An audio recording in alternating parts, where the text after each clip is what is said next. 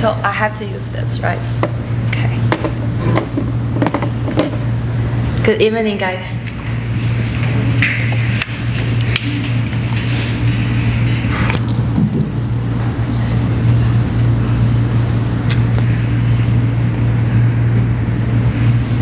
Alright. Character is a fundamental part of every one of us and distinguishes us from each other.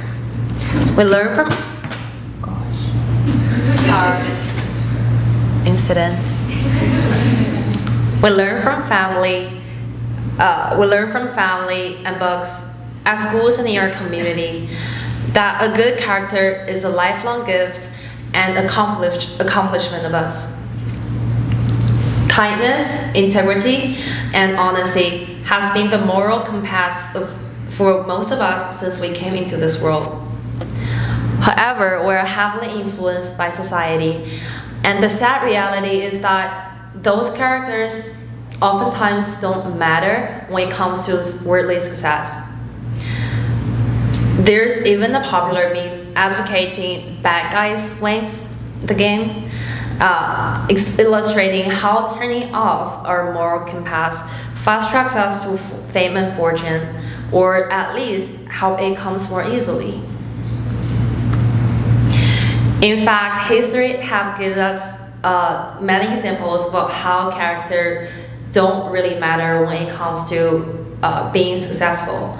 Well, just in case of inflationism, I introduced two more persons than Richard Nixon. I know the second time we see him tonight. So the guy right next to him is Osama bin Laden. I assume everyone knows him, and Saddam Hussein. All were severely lacking figures, yet they succeeded to a great height. Examples closer to our peer group, we might notice that there are some manipulative students that naturally receive more attentions, or some say favoritism from parents and teachers. Even in cases where their character may be lacking, they can still achieve high and be more successful than us. And this sad commentary on the human condition tells us that people don't necessarily need good character to be successful. Therefore, people tend to ask, does character really matter? Yeah, we have to think about this. But before we address this, let's talk about what comprises good and bad character.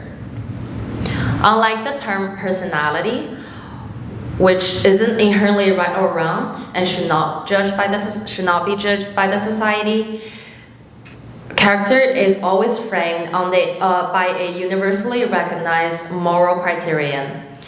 People who we consider to have a good character also always have traits like honesty, integrity, loyalty, kindness, and fortitude, and other virtues that promote good behavior.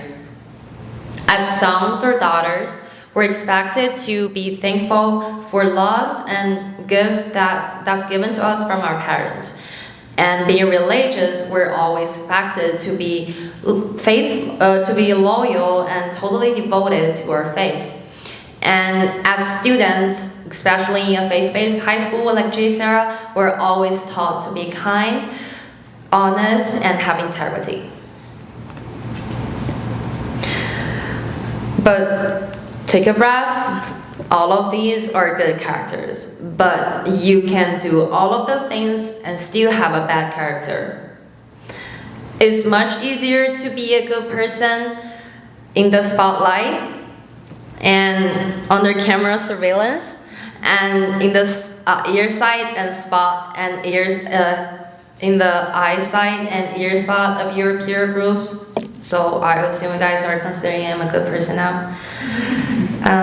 But when the test of a character truly comes, as it surely will, if you pass that test when no one is watching and except you and your conscience, then you will have reached the pinnacle of good character. And it doesn't matter whether you can be justified by the world at the time, you have already justified yourself with indestructible confidence and pride. Here's how my character is recently tested. Last weekend, with permission, I was using my Guardian cell phone. That was a 10R Max, which is larger than I'm used to. While I was using it, it slipped and fell to the ground. But I didn't notice any damage at that time. But later that afternoon, my guardian noticed that the screen cracked and he was about to go to the Apple store to repair it. But when we got there, I said, well, you know what, maybe I caused that damage and I want to pay for it. Well, he wouldn't let me to do it because he felt like no one was looking at this and I have no proof saying you did that. Well, I just said, you know what, I have an Apple gift card that I'm never gonna use in a lifetime. Could you just please let me pay for that repair?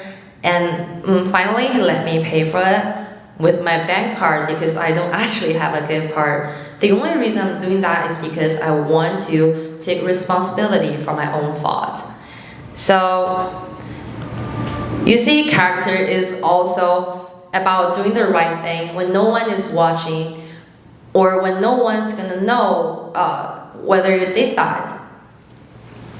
So,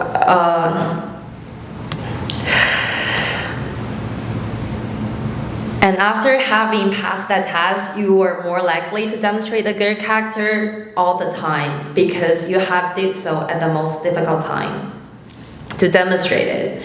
Character does matter because it creates goodness for ourselves. And we leave a mark on this world, proudly announcing our achievement in the test of morality, which many people have ignored at the beginning. We should also demonstrate good character because, well, it's wonderful, gorgeous to achieve success, while it's equally horrible to fall from grace. Recalling the examples that I mentioned in the beginning of the speech, being the president of the United States with the highest point of Richard Nixon's career, while being impeached with the lowest point of his life. And as for Hussein and Bin Laden, they also paid the ultimate price for the carnage they caused with their very lives. Going further,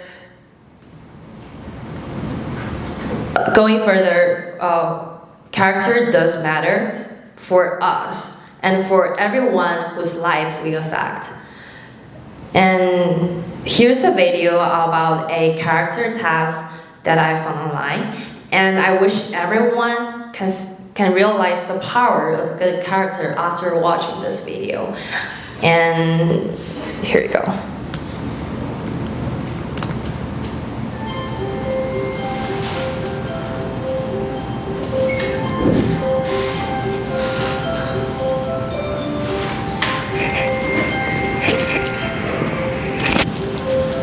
This year for Christmas, what are you hoping to get? A computer, a giant Barbie house, A trophy case. Xbox 360, Minecraft Legos. What do you think your mom or dad want for Christmas? My mom would probably want a ring. She's never really had a ring.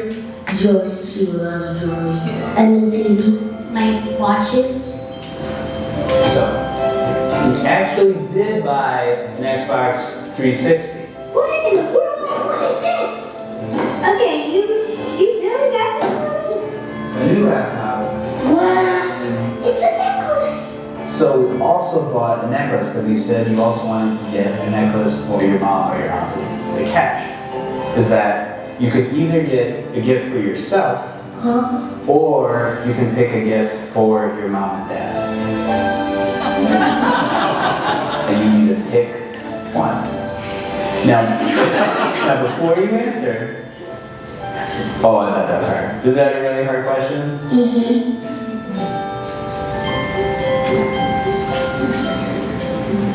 What gift do you pick? That's easy. I gotta go with the ring.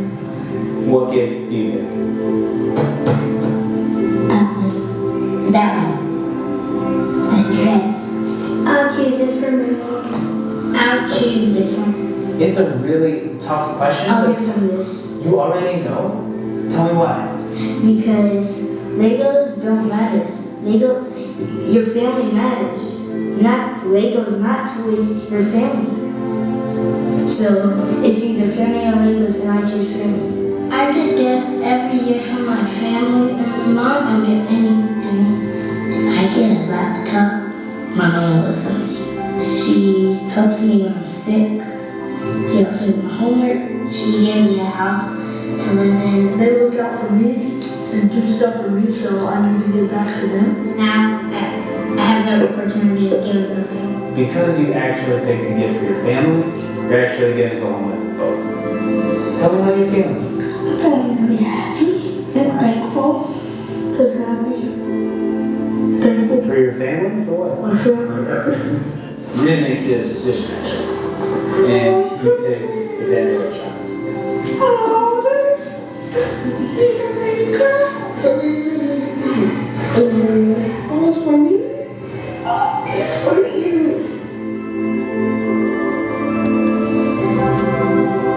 Thanks, guys. I was trying to.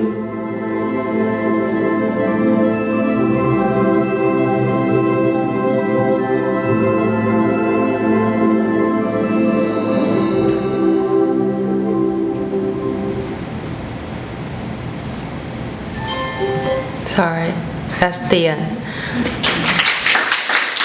No, don't have my speech.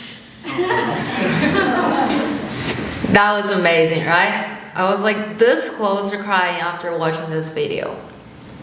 So despite the fact that they can't even afford a Christmas gift and how badly they want it, they choose to sacrifice for the sake of their loved ones. What really educates us is that, well, they don't know what's about to happen, they all choose to perform a good character, which is being thankful, caring, and loving. Those acts produce goodness for themselves, well, unexpectedly, but more importantly, they bring goodness for the one that they care and love. This is what a good character is all about, and this is why character matters. Thank you.